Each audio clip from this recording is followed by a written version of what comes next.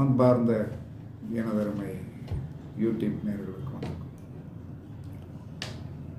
எந்த ஒரு மனிதன் மாதம் ஒரு குடை தானம் பண்ணுகிறார், மாதம் ஒரு குடை தானம் அப்படி குடை தானம் பண்ண என்ன செய்யும்னா பிதிர் தோஷங்கள் போகும், காரிய தடைகள் நீங்கும். குழந்தைகள் அரசாங்க உத்தியோகம் என்று சொல்லக்கூடிய ஒன்றை பெறுவதற்கு இந்த குடை தானம் பெரிய யோகமாக இருக்கும். குடை என்பது அனுச நட்சத்திரம். அப்போ அந்த அனுச நட்சத்திரத்திற்கு உண்டான அந்த குடையை எந்த ஒரு மனிதன் தொடர்ச்சியாக மாதம் ஒரு குடை 100 ரூபாய்க்கு கூட கிடைக்குது, என்ன கலர்லானாலும் வாங்கி கொடுங்க.